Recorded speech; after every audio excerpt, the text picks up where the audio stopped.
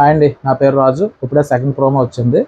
నాగార్జున గారు శేఖర్ భాషతో నీకు హెల్తీగా బాబు పుట్టాడని చెప్తారు. టీం మెంబర్స్ అందరూ కంగ్రాట్ చెప్తారు. దాంతో శేఖర్ భాష చాలా ఎమోషనల్గా అవుతాడు. దాని తర్వాత నైనికిని పిలిచి మీ టీంలో ఎవరు బాగా ఆడారమ్మా అంటే, సార్ సీత చాలా బాగా ఆడింది సార్, మా దాంట్లో ఆడపులి సీత సార్ అని చెప్పి ఆ బోర్డు అక్కడ గ్రీన్లో పెడుతుంది. దానికి నాగార్జున గారు సీత చాలా బ్రిలియంట్గా ఆడావమ్మా, నువ్వు చాలా బాగా ఆడావని చెప్తారు. వెంటనే చెప్పిద్దరు, సార్ నా పేరు ముందు కిరాక్ పెట్టండి సార్, చాలా బాగుంటుంది అంటుంది. అప్పుడు నాగార్జున గారు కిరాక్ సీత అంటారనమాట. అయితే దాని తర్వాత నైనిక నబీల్ ఫోటో పెడుతుంది.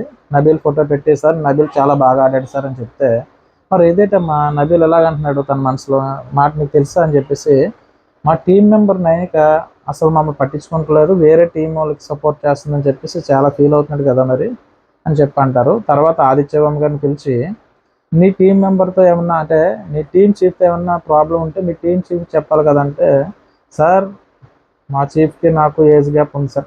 అదే నీకు ఏజ్ గ్యాప్ ఉంది కాబట్టే వెళ్ళి మీ టీం చీఫ్తోనే చెప్పుకోమని చెప్తున్నానని చెప్తారు.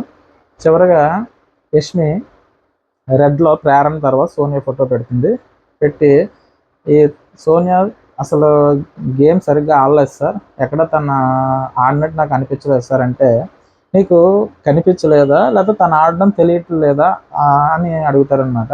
సార్ సరిగ్గా తను ఆడలేదు సార్ అని చెప్తే సోనియా అంటుందన్నమాట, సార్ తనకి ఎక్కడ కనిపించలేదో నాకు తెలియదు సార్, నేను చాలా పెర్ఫార్మెన్స్ చాలా బాగా చేశాను సార్, గేమ్స్ అన్ని చాలా బాగా ఆడాను సార్, తనకి ఏమనిపించిందో నాకు ఎలా తెలుస్తుంది సార్ అని అడిగితే, అసలు చూసిన వాళ్ళందరూ ఏమనుకుంటారంటే తన పెర్ఫార్మెన్స్ కానీ తన గేమ్ కానీ అన్ని విష్ణుప్రియ మీద పెట్టింది. ప్రతిదానికి విష్ణుప్రియ అదన్నది ఇదన్నది అదన్నది అని చెప్పడం, దీని మీద ఫోకస్ చేసిన తప్ప గేమ్ మీద ఎక్కడ ఫోకస్ చేయలేదు. నెక్స్ట్ నాగార్జున గారు చిన్న క్లిప్ వేస్తారనమాట విష్ణుప్రియ గురించి. అందులో విష్ణుప్రియ నామినేషన్లోనే మీ ఇంట్లో ఎవరు పట్టించుకునే వాళ్ళు లేరేమో కానీ మా ఇంట్లో పట్టించుకునే వాళ్ళు ఉన్నారు అని చెప్తుంది. అంటే నువ్వు అటువంటి మాట అనొచ్చా అని చెప్పేసి నాగార్జున గారు మళ్ళీ అడుగుతారనమాట. మీ ఇంట్లో పట్టించుకోకపోవడం వల్ల ఇలాగున్నావా అన్న మాట నువ్వు అనకూడదు కదా అంటారు. తను, సార్ ఆ సబ్జెక్ట్ అక్కడితో వదిలేద్దాం అనుకున్నాను సార్, దాన్ని ఇంకా ఎక్స్టెన్షన్ చేద్దామని నేను అనుకోలేదు, అనుకోకుండా అంటే కీప్ క్వైట్ మౌనంగా ఉండు అని సీరియస్ వార్నింగ్ ఇస్తారు. దాని తర్వాత నోరు అదుపులో పెట్టుకో అని చెప్పేసి ఇక్కడితో ప్రోమో ఎండ్ చేస్తారు. సో మీకు వీడియో నచ్చితే సబ్స్క్రైబ్ చేయండి, అలాగే లైక్ చేయండి. నెక్స్ట్ వీడియోలో మళ్ళీ కలుసుకుందాం.